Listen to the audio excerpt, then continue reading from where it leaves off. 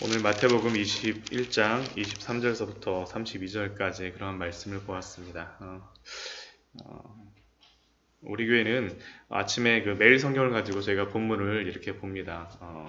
저희 계속 이렇게 매일 성경을 가지고 예전부터 저 같은 경우는 계속 했었는데, 이 매일 성경 본문을 보게 되면 항상 부활절 앞두고는 매해 부활절 즈음에서 사복음서를 이렇게 하나씩 이렇게 돌아가면서 이렇게 합니다. 사도행전까지 하는 경우도 있고 그런데, 그렇게 되면 꼭 요쯤 오게 되면 항상 이 예수님의 순환과 고난 이런 말씀이 계속 반복이 됩니다.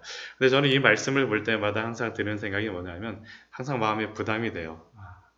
그러니까 이 말씀이 볼 때 물론 예수님을 따랐던 그러한 제자들의 무리, 순종하였던 그러한 제자들의 무리도 있었지만, 또한 그 옆에는 예수님을 죽이고자 애썼던 그러한 사람들의 무리가 있는데, 오늘 말씀 보게 되면 이제 대제사장들과 여러 장로들이 나오는데, 그런 모습들을 보면서 그 모습들 속에 저의 모습을 항상 발견을 합니다. 그러면서 이 말씀이 예수님을 따라간다라는 것이 무엇인가라는 것들에 대해서 계속 고민을 하게 만드는 것 같아요. 예수님께서 우리들로 하여금 예수님을 믿는다라고 하는 것이 꼭 우리가 제자로서만 가는 것이 아니라, 때로는 우리들도 예수님에 대해서 불평하고 원망하는 그런 마음들이 생기기 때문에 우리들에게도 또한 이러한 말씀을 통하여서 나를 따라온다라는 것, 십자가의 길을 간다라는 것이 무엇이냐라는 것들을 항상 말씀해 주실 때 그 말씀을 통해서 우리를 이렇게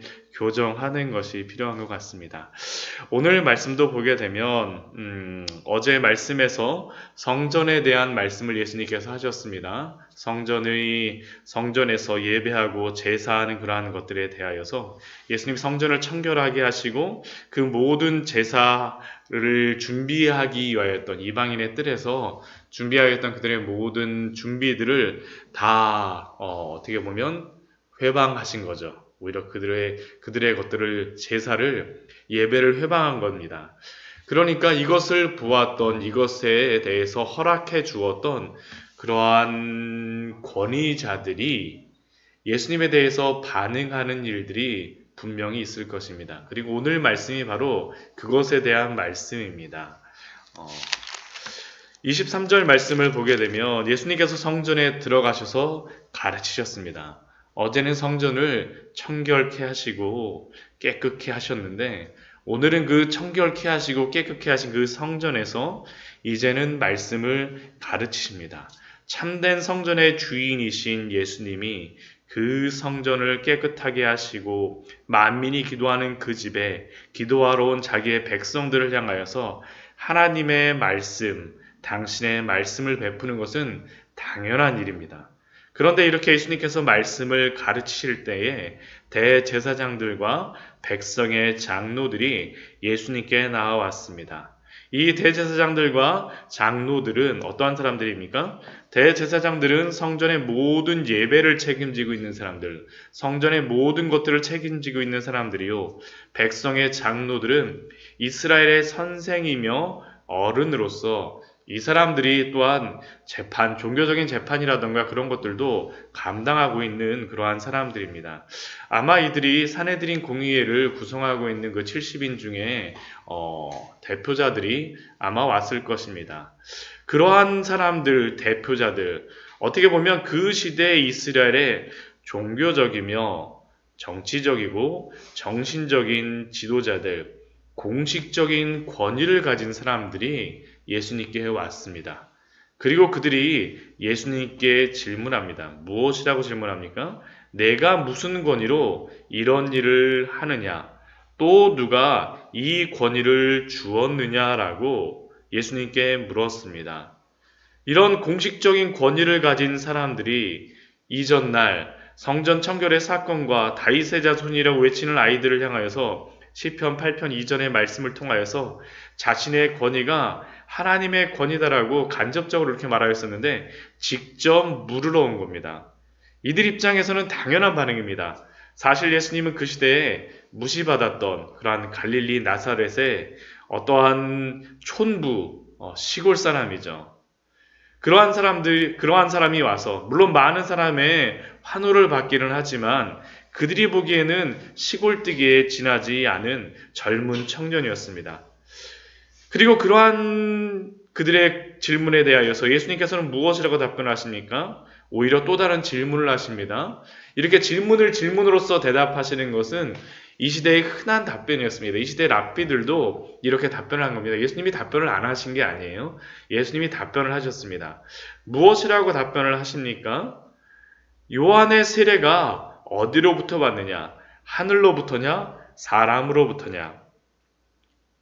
이 질문은 단순히 세례 요한에 대한 그러한 질문이 아닙니다.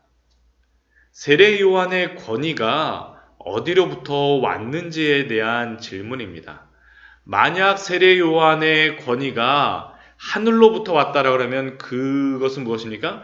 세례 요한이 하였던 그러한 말들, 그가 예언하였던 그러한 모든 예언들은 다 하늘의 권위가 될 것이고, 만약 땅으로부터 왔다라는 무엇입니까? 세례 요한이 했던 것은 아무 의미가 없는 거죠. 근데 모든 사람들은 세례 요한이 선지자라고 믿었기 때문에 그들은 함부로 대답할 수가 없었습니다. 왜냐하면 요한의 세례가 하늘로부터 왔다면 요한이 누구에게 세례를 베풀었습니까? 예수님께 세례를 베풀었습니다. 예수님께. 그리고 하나님의 아들이라고 그가 인정하였기 때문에 하늘로부터 온 권위로서 예수님께 세례를 베풀고 하나님의 아들로 인정하였었는데 왜 너희는 나를 인정하지 않느냐라고 사실은 예수님이 반문하고 계시는 것입니다. 그러니까 결국 너희가 나의 그 예수님의 권위가 어디로부터 왔느냐라고 이야기하지만 그들에게 질문함으로 말미암아서 예수님의 권위가 하늘로부터 왔음을 증명하는 질문입니다. 그러자 그들은 무엇이라고 대답합니까? 자기들이 생각하기에 무엇이라고도 대답해도 맞득치 않으니까 27절 말씀 보면 우리가 알지 못한다라고 그들은 대답하였습니다. 그들이 그렇게 대답한다라는 것은 그들의 마음속에 세례 요한의 세례가 하늘로부터임을 알았기 때문입니다. 그러나 그렇게 대답함으로 말미암아 예수님의 권위를 인정하고 싶지 않았기 때문에 그들은 우리가 알지 못한다라고 대답합니다. 또한 그들에게 대답함은 그러한 또 어떤 마음도 있겠습니까? 그러한 마음으로 대답하는 것은 그들이 부정하고 믿지 않고자 하는 마음들이 그들에게 있었기 때문에 알매도 불구하고 그들의 머릿속에 한편에서는 알고 있음에도 불구하고 그들은 그것을 부인하였습니다. 마음이 가리워진 자들입니다. 즉 그들은 거짓 지식과 확신, 세상의 거짓 권위를 추구하고 있었기 때문에 예수님의 권위에 대하여서 인정하지 않았습니다.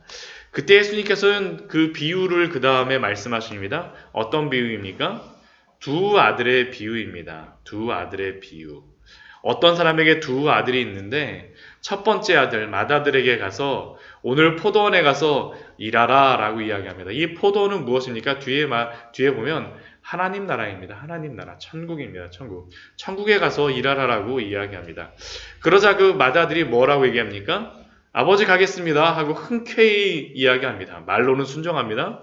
그러나 그의 행동은 무엇이었습니까? 실제로는 포도원에 가서 일하지 않았습니다. 포도원에 들어가지 않은 것입니다. 그러자 이번에는 둘째 아들에게 가서 그 아버지가 동일하게 이야기합니다. 포도원에 가서 일하라. 그러자 그 둘째 아들은 듣자마자 실소이다 하고 아버지의 말에 대해서 반항을 하고 들어가지 않겠다라고 격렬하게 항의를 합니다. 그런데 그는 그 후에 보면 어떻습니까? 30절 말씀은 그 후에 뉘우치고 갔으니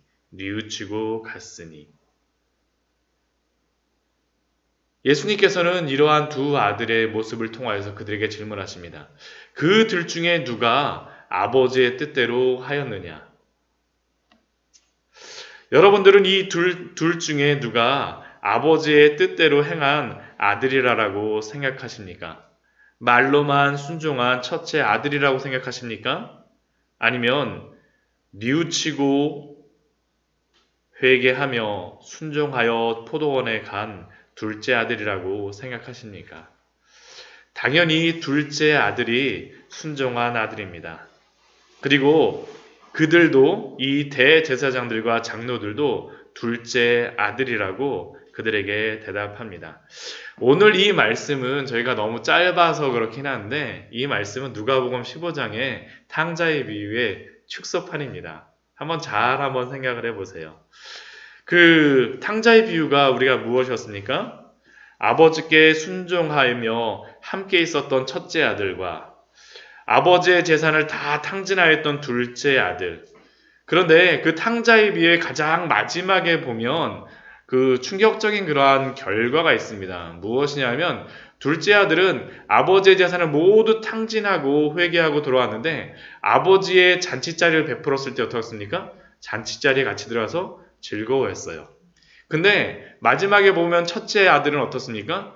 그 잔치자리를 배설한 곳에 첫째 아들에게 와서 같이 들어가자 했을 때 둘째 아들은 첫째 아들은 어떻게 하냐면 나는 들어가지 않겠습니다 하고선 그 앞에 그냥 서 있는 것으로서 그 비유가 끝납니다. 오늘 말씀과 사실은 동일한 겁니다. 거의 동일한 것이에요. 말로만 순종하고 포도원에 들어가지 않은 그러한 첫째 아들, 말로는 불순종하였지만 자신의 죄를 뉘우치고 포도원에 들어간 둘째 아들의 비유. 그렇다면 도대체 누가 첫째 아들이고 누가 둘째 아들입니까? 오늘 말씀은 그것을 그 두 부류의 사람들이 누구인가를 분명히 이야기합니다. 예수께서 그들에게 이르시되 내가 진실로 너희에게 이르노니 세리와 창녀들이 너희보다 먼저 하나님 나라에 들어가리라. 결국 이 말씀이 무엇입니까? 너희들이 대제사장들과 또한 백성의 장로들이라고 하는 너희들, 또한 이들을 추종하는 이스라엘은 첫째 아들이지만 그러나 너희가 결코 하나님 나라에는 들어갈 수 없다라고 생각하였던 그 세리들과 창녀들이 누구입니까?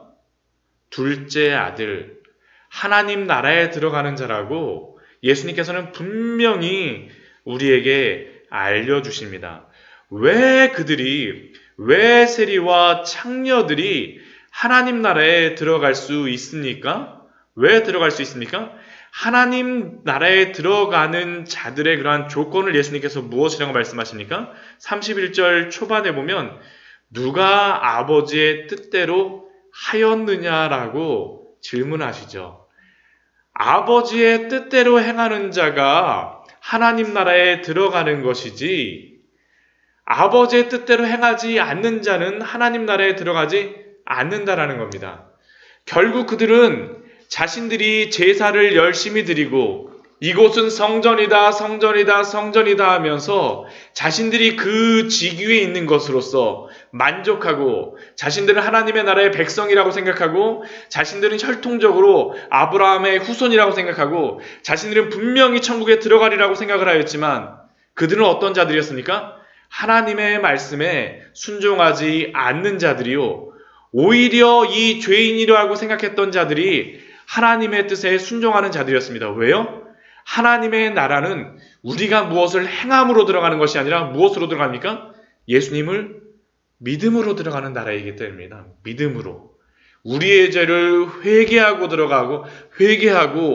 믿음으로 들어가는 나라이지 예수 그리스도의 모든 십자가의 사역을 의지함으로 그 의를 의지함으로 들어가는 나라이지 내가 나의 옷을 입고 들어가는 나라가 아니라는 겁니다. 그것을 32절 말씀에서 무엇이라고 예수님께서 말씀하십니까? 요한이 의의 도로 너희에게 왔거늘. 의의 도가 무엇입니까? 의가 무엇입니까? 우리가 행하는 그러한 의입니까? 그들이 행하였던 그러한 제사입니까? 그들이 가지고 있었던 그러한 혈통적인 자랑입니까? 그들이 가지고 있었던 그러한 율법입니까? 그들이 그렇게 자랑하는 할례입니까? 아닙니다. 이 의는 예수 그리스도의 의입니다. 우리는 죄악의 옷을 입고 있는 자들이지만 예수 그리스도의 의의 옷을 입혀 주실 때에 우리가 구원을 받는다라고 선포하였던 자가 바로 세례 요한입니다. 그 의의 도를 선포하였거늘 너희는 그를 믿지 아니하였으되 너희는 나를 믿지 아니하였으되 세리와 창녀는 믿었으며 너희는 이것을 보고도 끝내 뉘우쳐 믿지 아니하였도다.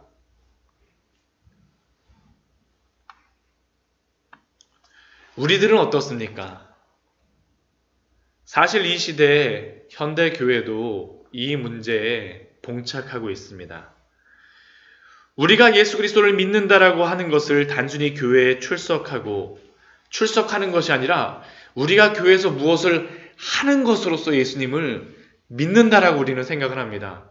교회 와서 아침서부터 열심히 봉사하고 아침서부터 식사 당번하고 아침서부터 주일학교 하고 아침서부터 뭘 하고 무엇을 하고 우리는 이 무엇을 하니까 우리가 믿음이 있다라고 생각합니다. 그러나 정작 예수님을 믿고 있는지는 사실은 퀘스천 마크입니다. 정말입니다. 우리가 정말 예수 그리스도를 믿어서 하는 것인지 아니면 그냥 하고 있는 것에 그냥 만족하고 우리 스스로를 그냥 그 안에서 스스로 만족하고 그 행위 속에서 함몰되어 있는 것인지 신앙적인 행위를 우리는 믿음의 수준으로 가늠하고 있는 것인지 정말 우리는 우리 스스로에 대해서 판단해 보아야 합니다. 이 지금 대제사장들과 이 장로들이 예수님께 와서 왜 불만을 갖습니까? 우리가 하나님에 대해서 무엇을 하는데 왜 너가 무슨 권위를 가지고 우리가 하는 것을 왜 막고 있느냐라는 것이 바로 이 질문입니다. 예수님이 바로 우리에게 질문하고 계시는 것입니다. 저는 그렇게 하는 것이 나쁘다라고 이야기하는 것이 아닙니다. 우리의 마음이 어디 있는지 참되게 예수 그리스도를 믿고 회개하고 거듭남으로 말미암아 그 사랑 안에서 우리가 우러나는 그러한 마음으로 하고 있는지 아니면 단순히 하고 있는 것으로만 우리의 믿음의 수준을 만족하며 우리가 살아가고 있는지 만약 우리가 그렇게 하고 있다면 우리는 그 자리에서 돌이키고 회개하라고 예수님께서 지금 말씀하고 계시는 겁니다. 참되게 예수님을 믿는다라고 하는 것은 행위가 아니라 우리의 자랑이 아니라 오직 예수 그리스도의 그 의의 도를 예수 그리스도가 우리에게 베풀어신 그 구원의 방법을 하나님의 뜻대로 행하는 것입니다. 그게 바로 하나님의 뜻대로 행하는 것입니다. 그 구원 안에서 우리의 참된 믿음을 예수 그리스도께 두고 나아가는 우리의 신앙의 삶이 되어지기를 축원드립니다. 정말로 우리 스스로의 믿음에 대해서 돌아봐야 됩니다. 우리에게 주시는 말씀입니다. 우리 잠시 같이 기도하도록 하겠습니다.